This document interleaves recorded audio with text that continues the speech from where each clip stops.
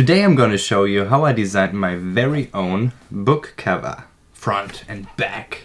Hey guys, this is Lott again, coming to you from Germany. Still thinking about my new catchphrase. Yeah, last year I was in Japan with my wife and I wrote a book about it. It's called, translated, The Otaku, which means nerd in Japanese, and his wife. Feel free to visit my travel channel if you're interested in our travels, but today on this channel I want to show you how I actually designed this book cover. Every great work of art starts with a pre-drawing. This here was mine. So yeah, I had the pretty obvious idea that there has to be a map of Japan with little icons of the single stations of our journey. So first I went through all the stations we've been to, all the destinations, and I thought, what is the most remarkable thing that you could recognize?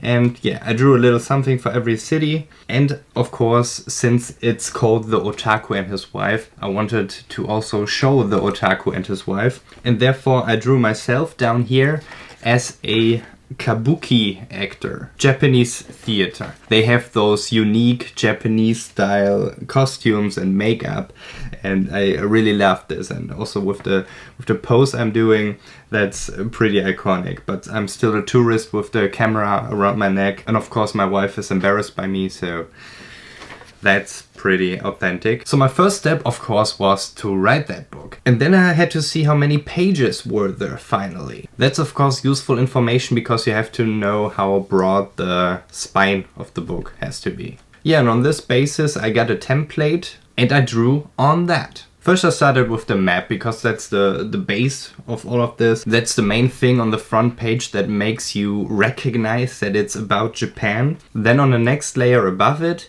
I started with the little icons. You see me here right now struggling with the Tokyo Tower. I've never been good with symmetry and yeah, buildings of course. So yeah, I was pretty much struggling because like you see here, it looks absolutely terrible.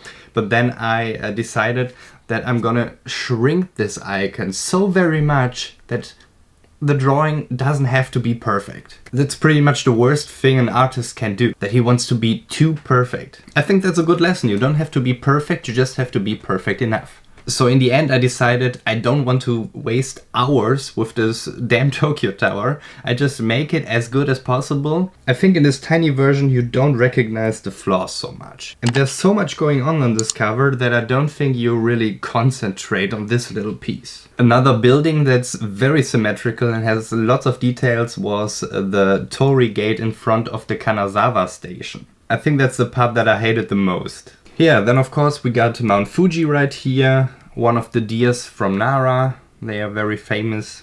Peace Memorial in Hiroshima, which is also a building but not so symmetrical since it's only a ruin. And of course a little something reminding of Detective Conan. And since there was so much space left here, I wanted to implement this very, very famous wave drawing. I actually saw an anime about that, about the person who drew this, but I can't remember the name of the artist and I can't remember the name of the wave, actually. The Great Wave. Let's call it the Great Japanese Wave. Okay, at this point I decided it was enough with the icons. I couldn't make them even smaller because then you would have difficulties to recognize what it actually is supposed to be. So I had to discard some of the other ideas I had. So Osaka, for example, or even Kyoto don't have their own icon because Nara is in the same area and it wouldn't make sense to put those icons on top of each other. So the next step was to fill the country mass with color. I didn't just want to use the bucket tool and put some green or even red in there. So I used another tool to make a transition from the red to the white up here. Which is also very fitting because Hokkaido up here, this island, is also pretty cold. It's the coldest island up in the north. So it's kind of also a showing of the temperature. Look at me coming up with stupid explanations from my art. So of course I'm not a fan of those standard fonts. So I looked a while for something that looked a little playful but not too childish. And I think I had a good choice with this one. Yeah, and finishing this I started with the two chibis. In the beginning I wanted to make them bigger, almost like real anime characters. But since there wasn't so much room left and yeah, chibis are cuter, they are more appealing.